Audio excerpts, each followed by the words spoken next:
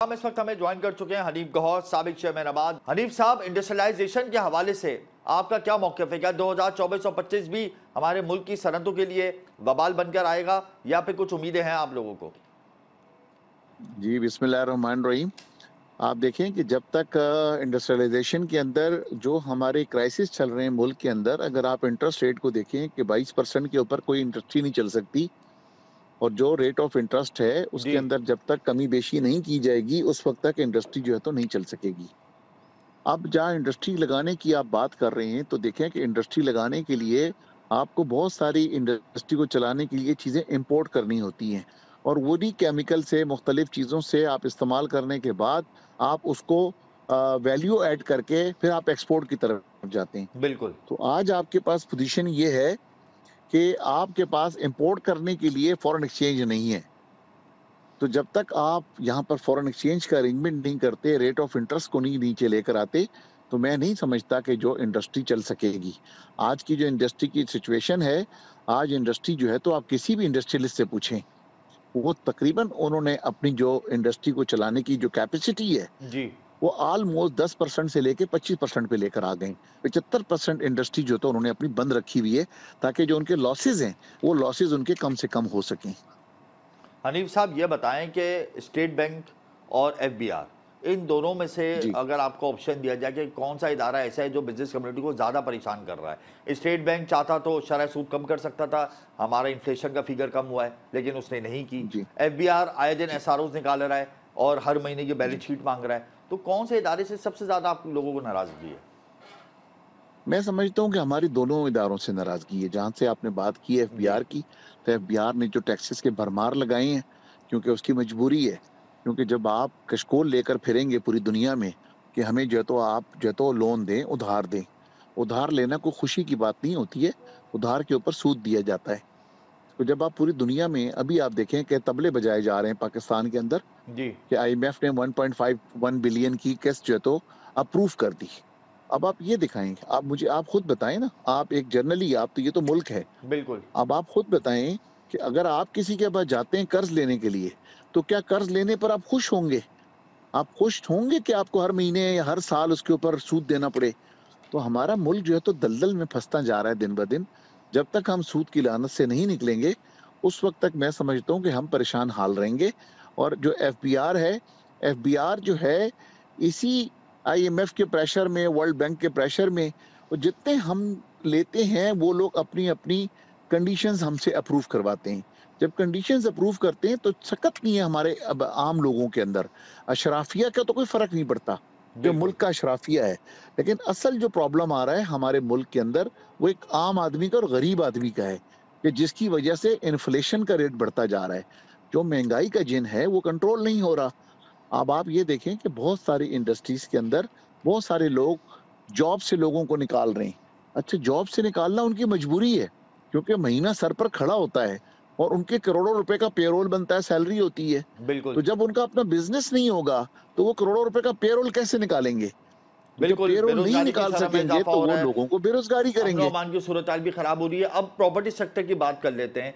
ये बताएँ कि सेवेंटी टैक्स हम पर लागू है, मुतअद्दिद टैक्सेस जी। रियल एस्टेट सेक्टर पे लगा दिए गए हैं, वैल्यू एडेड जी। सेक्टर है, जी। बिल्डर यहाँ से अपना सामान समेट रहा है और बाहर ममालिक जा रहे हैं। तो अब जी, ऐसा प्रॉपर्टी ही के है। हवाले से एसआईएफसी मुतारिक नहीं है, उनकी लिस्ट में शामिल नहीं है।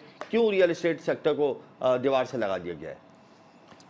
देखिए, मैं समझता हूँ कि आफ्टर एग्रीकल्चर वाहिद आपका सेक्टर बचता है पूरी दुनिया के अंदर, सबसे ज्यादा जो जॉब प्रोवाइड करता है वो आपका कंस्ट्रक्शन इंडस्ट्री है।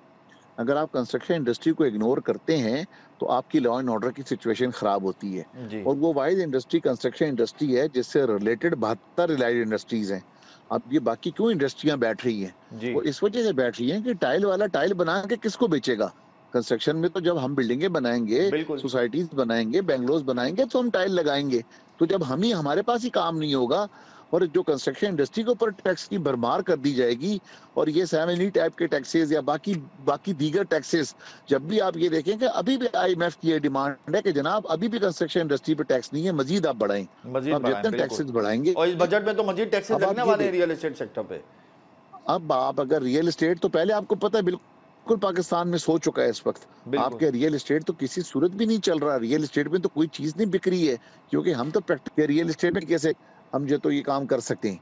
तो अगर हम रियल एस्टेट के अंदर जब तक कोई पॉलिसी ऐसी नहीं बनाएंगे कि जो रियल एस्टेट चल सके, तो मैं नहीं समझता कोई दूसरी इंडस्ट्री भी चलेगी। ऊपर से क्योंकि सिस्टम, रियल एस्टेट ऊपर से सिस्टम आप लोगों के ऊपर है, जमीनों पे कब्जे हो रहे हैं। आप देखें सिस्टम की तो हमने लातादाद मर्तबा बात की है कि जो गवर्नमेंट की जमीनों पे कब्जे हो रहे थे, सिस्टम के लोग कर रहे थे, जी उन पर तो चले, हमें तकलीफ नहीं थी, गवर्नमेंट जाने और वो सिस्टम के लोग जाने, ठीक है। लेकिन जो सिस्टम के लोगों ने जो प्राइवेट लोगों की जमीनों पर कब्जे करना शुरू किए और जो मजालिम किया इस कराची के अंदर, उस कराची को बर्बाद किया और बेदर्दी से लूटा गया इस कराची को, तो मैं समझता हूँ कि उसका कला कमा होना चाहिए। और अगर सिस्टम के लोग बाज नहीं आए, अभी आपको पता है कि बिल्डर्स जो हैं, कंस्ट्रक्शन इंडस्ट्री से वाबस्ता लोग जो हैं, जी पाकिस्तान छोड़ के लातादाद लोग जा चुके हैं ऑलरेडी, और दुबई भरमार हो चुकी है दुबई बिल्कुल जाने ऐसा ही की। है।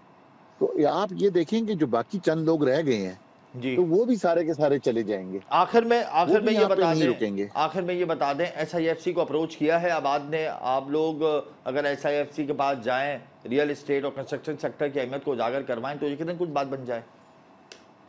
देखिए एसआईएफसी तो कोशिश कर रहा है कि एसआईएफसी के मुल्क की तरक्की के लिए कोई ना कोई काम करे, जी लेकिन आप ये देखें कि ग्राउंड के ऊपर अभी तक आपको एसआईएफसी का कोई काम नजर नहीं आया। हम जरूर सुनते हैं रोजाना एसआईएफसी के, जी लेकिन आप खुद मीडिया के दोस्त बताएं मुझे कि आपने कोई ग्राउंड पर काम होते हुए देखा अब तक कोई? कोशिश तो कर रही ठीक है है, एसआईएफसी भी। मैं भी आपसे यही कह रहा हूँ कि कोशिश कर रही है, मैं तो ग्राउंड की प्रैक्टिकल की बात कर रहा हूँ। दिल्ली दूरस अभी नताइज आना बाकी हैं। जी हाँ, बिल्कुल ऐसा ही है जी। आपकी एसआईएफसी की मैं अप्रिशिएट करते हैं, अल्लाह करे एसआईएफसी हो तो हम सबके लिए बेहतर है। जो मुल्क तरक्की करेगा तो हम सब पाकिस्तानी हैं, हम बिल्कुल सब इस मुल्क से प्यार करते हैं, हम सब अपनी पाकिस्तान की आर्मी से प्यार करते हैं, तो हम तो चाहते हैं कि मुल्क जो है तो फले फूले। लेकिन बदकिस्मती से पॉलिसी मेकिंग जो है तो हुक्मरानों के पास है।